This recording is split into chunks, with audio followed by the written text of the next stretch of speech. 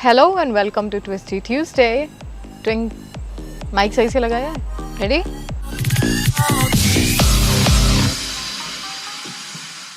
Hello and welcome to twisty Tuesday, tongue twisting twisty Tuesday.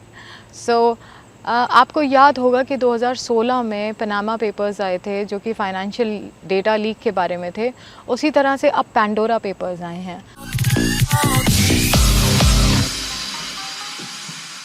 Pandora papers में भी उसी तरह से फाइनेंशियल डेटा लीक के बारे में पूरा का पूरा ब्यौरा है।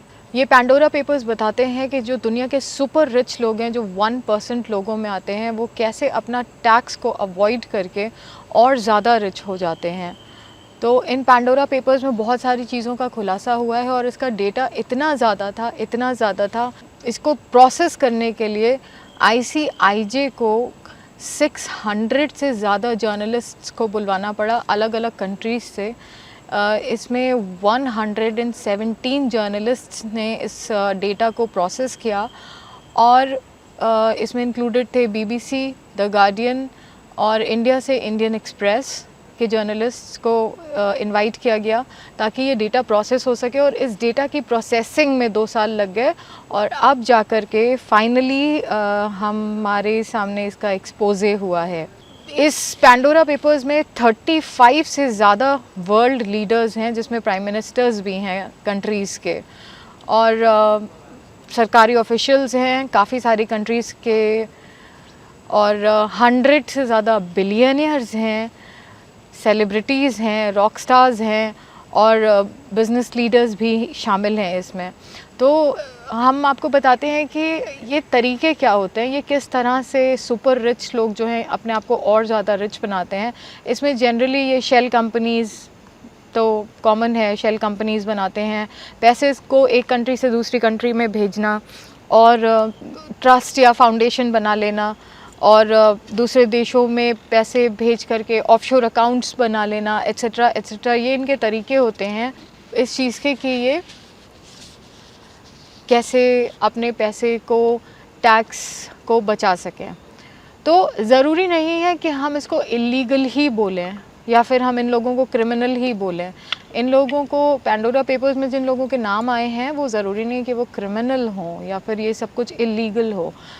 वो रीज़न इसका ये है क्योंकि टैक्स इवेजन और टैक्स अवॉइडेंस में फ़र्क होता है। तो इसका इन्वेस्टिगेशन जब होगा पूरी तरह से, इसकी प्रोसेसिंग जब होगी पूरी तरह से, तब पता चलेगा आगे का क्या है। और अगर आप इसके बारे में ज़्यादा जानकारी चाहते हैं तो आप ध्रुव राठी का पैंडोरा पेपर्स वाला एपिसोड देख सकते हैं। कुछ नामचीन लोग जो कि पैंडोरा पेपर्स में आए हैं उसमें से एक हैं व्लादिमीर पुतिन और शकीरा जो कि सिंगर हैं। इंडिया के अगर हम फेमस लोगों की बात करें उसमें आते हैं अनिल अंबानी, जैकी श्रॉफ, विनोद अडानी, राडिया सतीश शर्मा और काफ़ी सारे इनकम टैक्स के ऑफिसर्स, और 300 से ज़्यादा इंडियंस के नाम हैं इसमें, जिसमें कि भारत रत्न सचिन तेंदुलकर का नाम भी शामिल है। तो ये हमने करी पनामा पेपर्स की बात। अब हम करते हैं फिर से एक बार आर्यन खान की बात।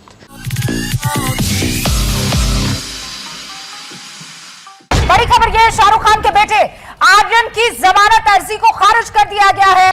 तो लोगों को आजकल अपने बच्चों से ज़्यादा फिक्र है आर्यन खान की, कि आर्यन खान कितने सेकंड रोया बेचारा, कितनी देर तक के उसने पापा को याद किया या वॉट एवर, इन सब चीज़ों की ज़्यादा फिक्र पड़ी हुई है।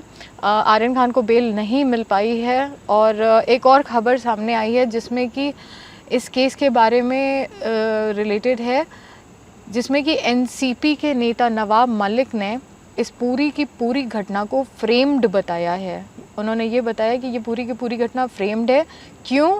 क्योंकि ये जो सेल्फ़ी आप देख रहे हैं इसमें ये BJP से रिलेटेड लोग वहाँ पर क्या कर रहे थे। नवाब मलिक ने इसके ऊपर क्वेश्चंस उठाए हैं कि ये नवाब मलिक ने जो बयान दिया है वो भी हम आपको सुना देते हैं। आर्यन खान को क्रूज पर ड्रग्स पार्टी के दौरान गिरफ्तार किया गया, लेकिन शरद पवार की पार्टी NCP को नारकोटिक्स कंट्रोल ब्यूरो यानी NCB की ये सारी कार्रवाई फर्जी लग रही है।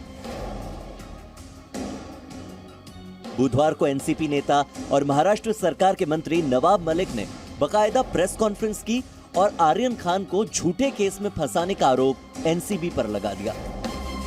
पूरा मामला फर्जी बनाया गया है, पब्लिसिटी के लिए बनाया गया है, मामला न्यायालय में है। मेरे ख्याल से शाहरुख खान को इस टाइम सामने आना चाहिए, प्रेस कॉन्फ्रेंस करके लोगों को ये बताना चाहिए, ये बोल देना चाहिए कि अगर उनका बेटा गिल्टी है तो उसको सज़ा मिलनी चाहिए, क्योंकि वो एक आइकॉन है। यही केस हुआ था जैकी चैन के साथ भी, और जैकी चैन का बेटा जब इस मामले में फंसा था तो जैकी चैन ने ये चीज़ करी थी। इससे मेरी पर्सनल राय ये है कि इससे उनकी इज़्ज़त और ज़्यादा बढ़ेगी और हमारी सोसाइटी को, हमारी कम्युनिटी को भी एक मैसेज इससे जाएगा। ये मेरा पर्सनल ओपिनियन है। इसके अलावा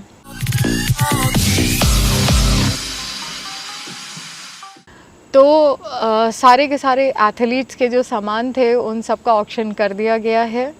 वो सारा का सारा पैसा गंगा में जा चुका है। गंगा नमामि प्रोजेक्ट में लगाने के लिए प्रधानमंत्री जी ने बोला है।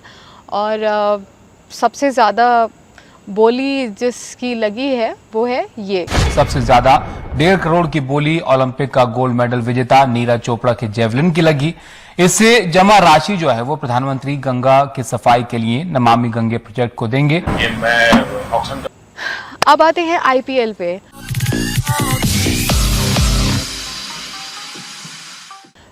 हाँ, नहीं, मैं आपको ये नहीं बताने वाली हूँ कि सीएसके फाइनल में आ गई है और धोनी ने धमाल मचा दिया आते के साथ ही फील्ड पर और 4 चौकों के साथ लास्ट में सीएसके को जिता करके फाइनल्स में पहुंचा दिया है। नहीं, मैं ये आपको बिल्कुल नहीं बताने वाली हूँ क्योंकि ये हम सबको पता है।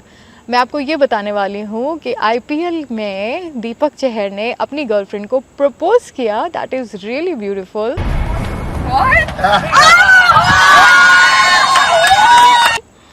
और इसके अलावा दीपक चहर ने ट्वीट भी किया और ट्वीट में उन्होंने जय शाह को भी थैंक यू बोला।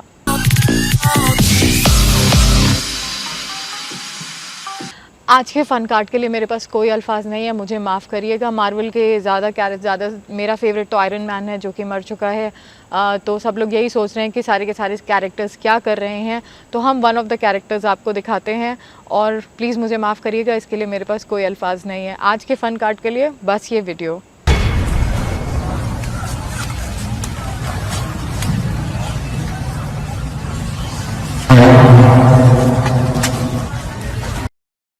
इसके बारे में बोलने के लिए तो कोई वर्ड्स ही नहीं है। तो ये था हमारा आज का फ़न कार्ड और ट्विस्टी ट्यूसडे। आपको कैसा लगा प्लीज़ हमें कमेंट सेक्शन में ज़रूर बताइएगा और साथ ही साथ चैनल को सब्सक्राइब करिए, लाइक करिए और please please please in videos को शेयर करिए। Thank you very much for watching the video today.